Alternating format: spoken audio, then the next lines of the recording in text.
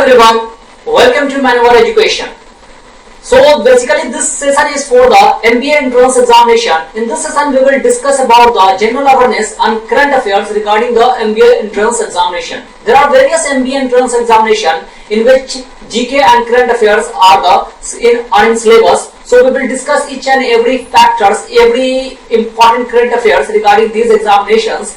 We have already discussed the part third of this session, that is part 1, part 2, 3 ये जो है discuss हम कर चुके हैं. This is the part 4 of this session in which we include 16 June to 22 June current affair और उसके regarding जो स्टैटिक पोर्शन है वो भी हम लोग कवर करेंगे. Which will cover the examination like CUET, TIS, ZAT, MICAT, CMAT, MAT, other MBA entrance examination, ये सारे को कवर करेगा. ये जो सेशन है बहुत इंपॉर्टेंट सेशन है, इसको आप लोग आराम से देखिएगा और रेगुलरली जो है वीकली सेशन ये आता है, हर वीक जो है इसको जरूर जो है देखा कीजिए ताकि आपका जो है प्रिपरेशन अच्छा हो सके. This is very very beneficial for your examination.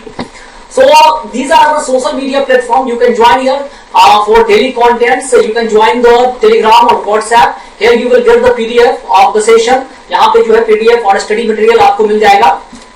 For important updates, you can join Instagram, Facebook. You can subscribe our YouTube channel. Here you will get the daily update as well as the important information as well as the various जो है आपके examination के regarding जो important topics होते हैं उससे related current affair बहुत सारी चीजें आपको यहाँ पर मिल जाएगा. तो इसको जो है चैनल को सब्सक्राइब कर लीजिएगा फॉर डेली अपडेट जो है इसके लिए बहुत इंपॉर्टेंट है. और यहाँ पर डिस्क्रिप्शन भी लिंक भी आपको दे दिया जाएगा इन द कमेंट सेक्शन और वहां से जो है जाकर आप डिफरेंट साइट से हमारे जुड़ सकते हैं.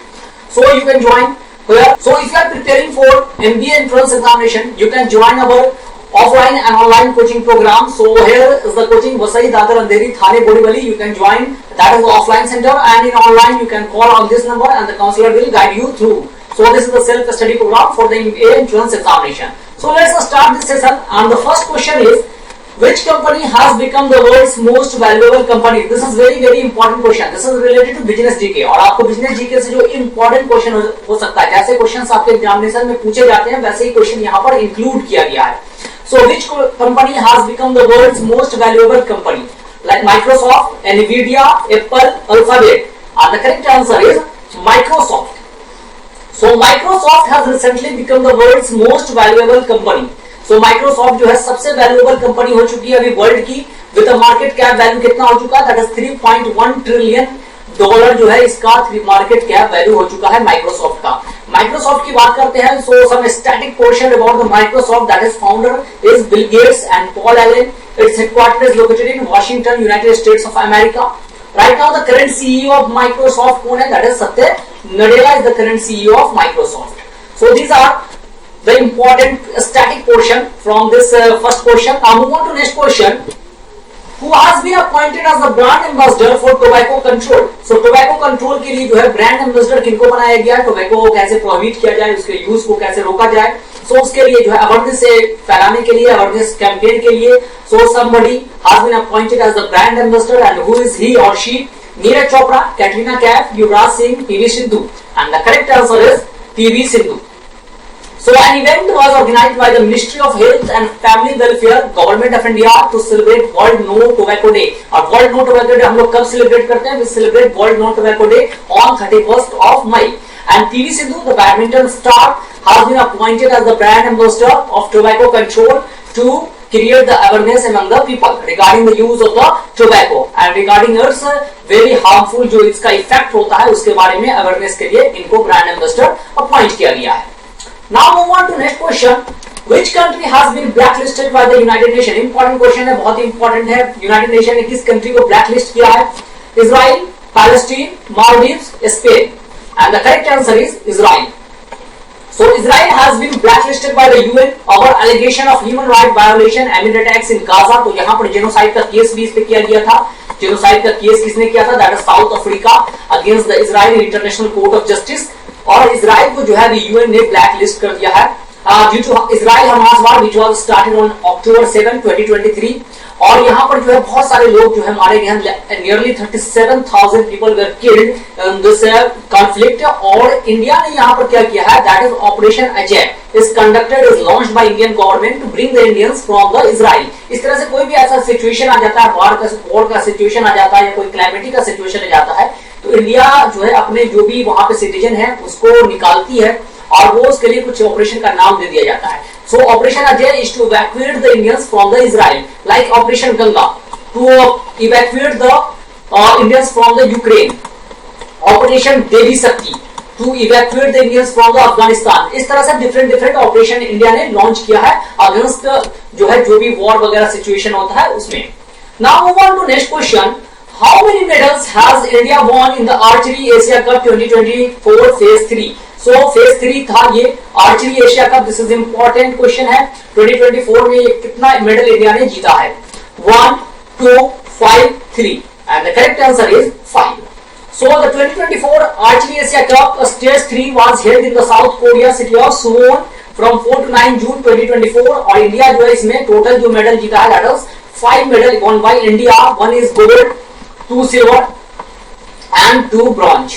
So total 5 medal won by India in Archery Asia Cup 2024 which were held in South Korea. The capital of South Korea is Seoul. Now move on to next question. Who has been awarded the EY World Entrepreneur of the Year Award 2024? This is very important question. ये क्यों important है आगे भी देखेंगे. EY World Entrepreneur of the Year Award 2024 Ernst & Young World Entrepreneur Award किसको दिया गया इस बार 2024 का? Vilayan Suraiya, Siddalinga Pattanashetti, Ruskin Bond, Pawan Sindhi. And the correct answer is Vilayan Suraiya. So Indian entrepreneur Vilayan Suraiya has been awarded the EY Entrepreneur of the Year Award 2024.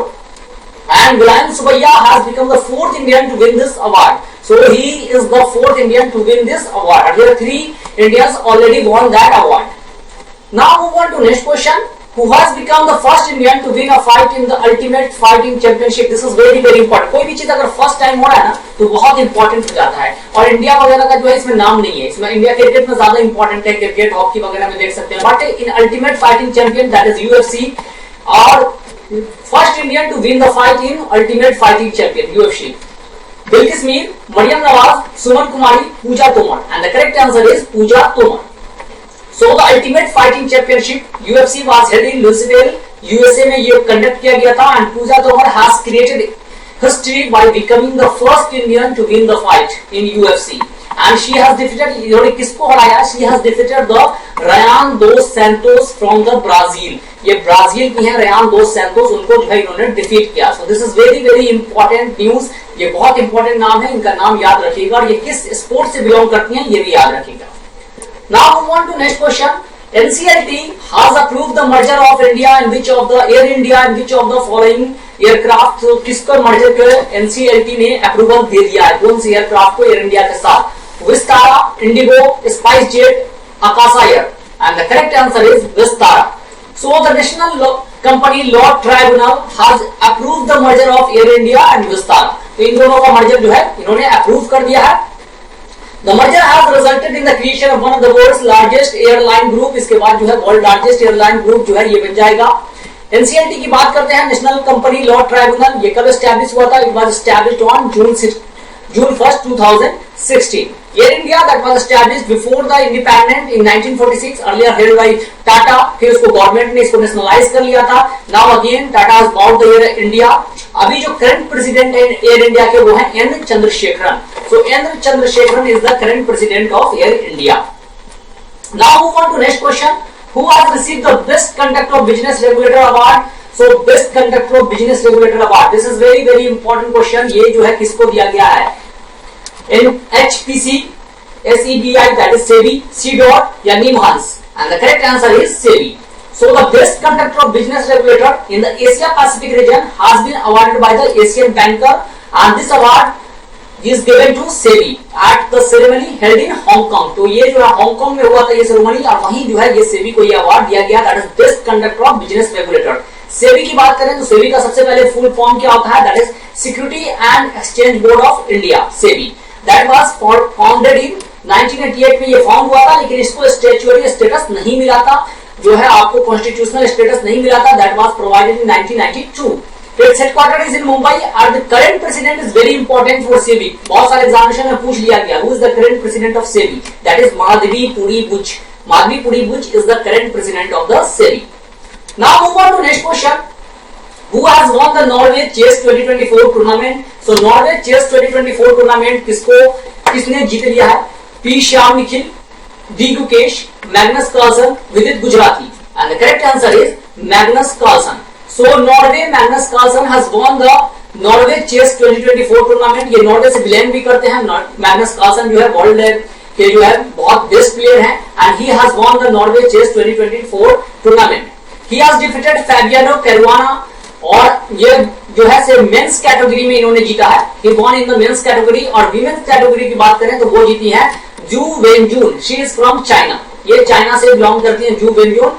And अभी जो recently एक बहुत इंपॉर्टेंट न्यूज था that is India's 85th grand master कौन बन गया है? P Shyam Nikhil became the India's 85th grand master. Who was the first grand master of India? That was Vishwanath Anand was the first grand master of India. और ये वही person है जिनको जो है सबसे पहले जो है मेजर ध्यानचंद खेल रत्न अवार्ड जो है दिया गया था। That was earlier known as Rajiv Gandhi Khel Ratna award. So FIDE जो है इंटरनेशनल चेस बॉडी है जो चेस को रेगुलेट करती है। International chess federation that was established in 1924 and the president is Arkady Dvorkovich. Headquarter का है दैट इज लुजाने स्विट्जरलैंड में जो है आपको FIDE का हेडक्वार्टर मिल जाएगा जो कि इंटरनेशनल चेस बॉडी है जो कि चेस के टूर्नामेंट वगैरह वो जो है रेगुलेट करती है।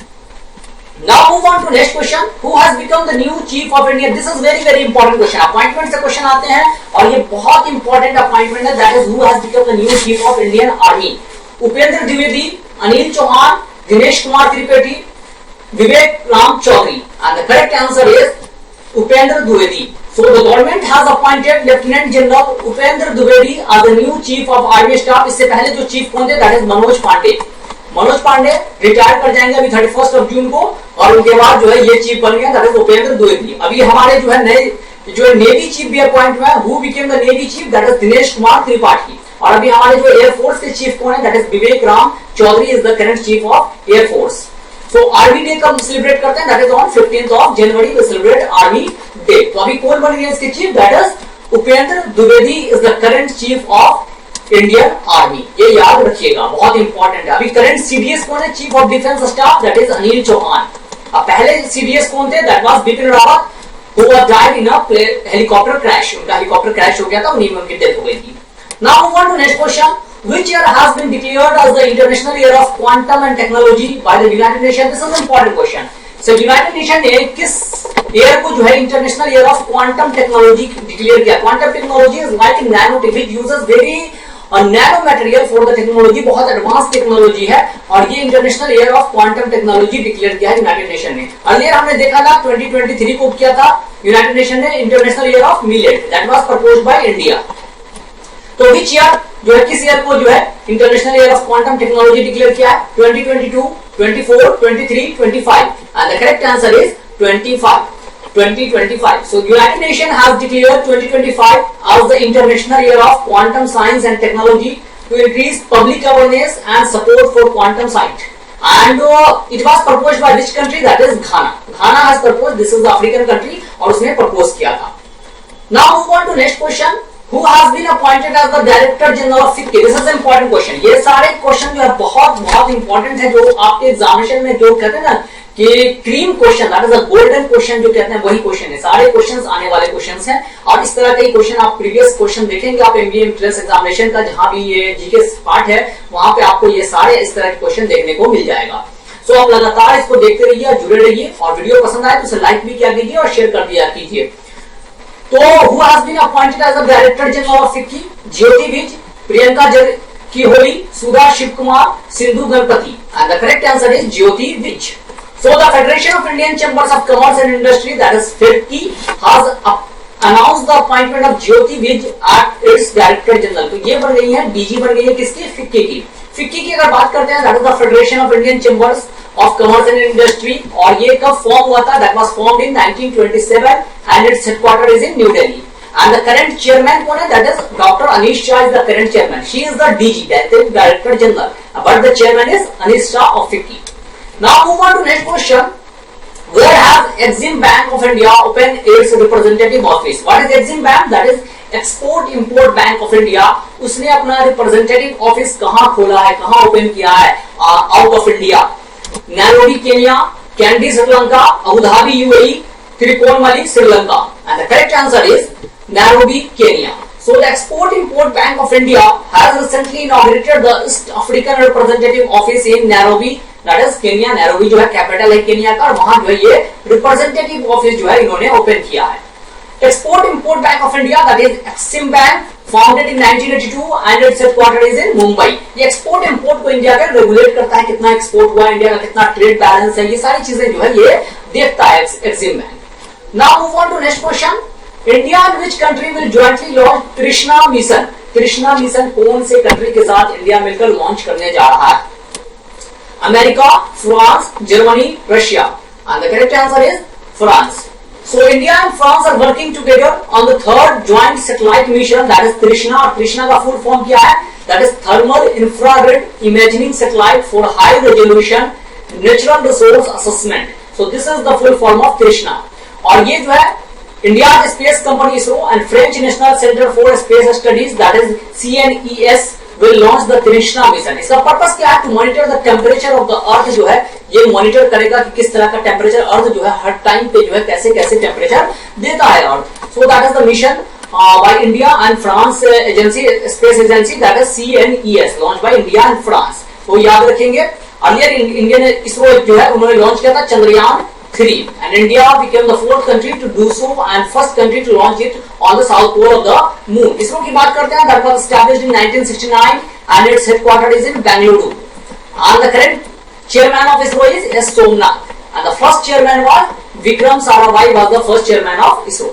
Now over to next question.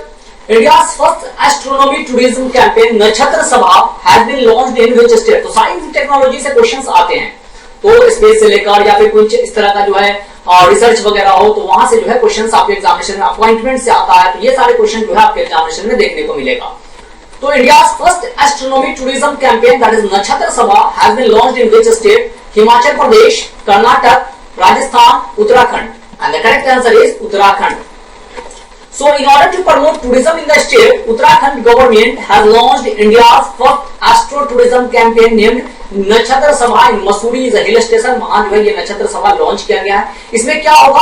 Under this campaign activities like straight star sighting, special solar observation, astrophotography competition, ये सारी चीजें आपको वहां पे ऑब्जर्व करने का जो है मौका मिलेगा. वहां पे आप देखोगे, रियलिटी फील करोगे, स्पेस साइंस का, कॉस्मोलॉजी का जो है आपको रियल फील आएगा वहां पर. उत्तराखंड जो है, यहाँ के चीफ मिनिस्टर कौन है? Pushkar Singh Dhami is the current chief minister of Uttarakhand. Now move on to next question. The 15th G7 Summit 2024 has begun in which country? तो ये जो है अभी G7 समिट हुआ था, ये कहाँ हुआ है? इंडिया को भी इनवाइट किया गया था. अभी कहाँ जो है ये ऑर्गेनाइज किया गया था? Italy, Switzerland, Brazil, Russia. And the correct answer is Italy. So the 15th G7 Summit is held from 13 to 15 June 2024. India joined summit as a guest country. और G7 की बात करें तो G7 was founded in 1975. इसके total member जो है mostly developed countries are the members of the G7. Total जो है मेंबर है वो है 7. That is Germany, France, Japan, US, Italy, Canada and England. ये सारे जो है आपको यहाँ के मेंबर हो जाएंगे. दैट इज द G7 के मेंबर हो जाएंगे. That was established in 90. Earlier Russia was also the member of the G7 and it was known as G8. But in 2014 Russia was expelled from the G8 and it became because Russia attacked on the southernmost part of Ukraine, that is Crimea पे attack किया था. इस वजह से Russia को हटा दिया गया था G8 से.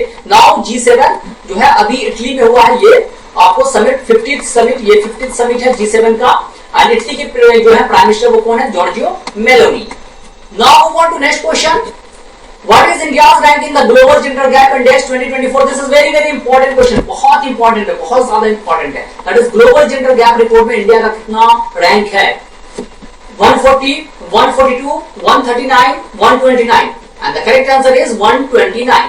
So India has been ranked 129th as per the Global Gender Gap Index released by World Economic Forum. तो ये भी आपको याद रखना है, ये रिलीज कौन करता है? That is World Economic Forum and the rank of India is 129. Number 1 position पे कौन है? नंबर 1 पोजीशन पे है आइसलैंड. आइसलैंड जो है वो नंबर 1 पोजीशन पे है. वर्ल्ड इकोनॉमिक फोरम की बात करते हैं तो it was established in 1971 and it's headquarter is in Geneva, Switzerland में इसका हेडक्वार्टर आपको मिल जाएगा.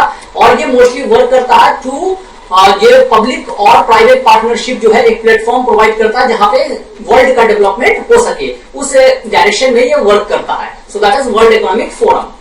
Now move on to next question. Which country will host the men's junior hockey world cup in 2025? So men's junior hockey world cup 2025 में कौन जो है host करेंगे? Brazil, China, Denmark, India, and the correct answer is India. So India to host men's junior hockey world cup next in 2025.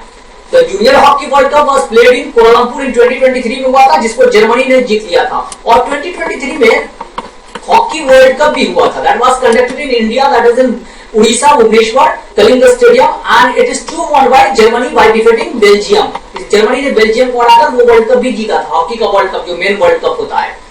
यहाँ पे hockey का जो है FIH है, that is international hockey federation and formation. It was formed in 1924. Headquarter is in Lausanne, Switzerland. और अभी जो chairman है वो है तैयब इकराम. हॉकी इंडिया के चेयरमैन कौन है? Dilip Turkey.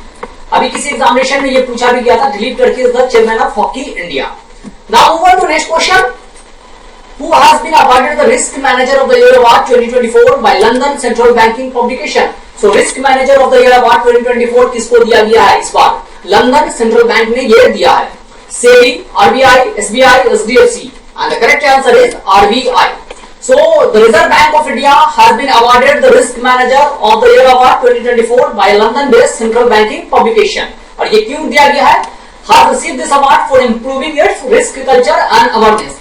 RBI was established in 1935, 1st April 1935, and the first governor of RBI was Osborne Smith, and the first Indian governor was C.D. Deshmukh.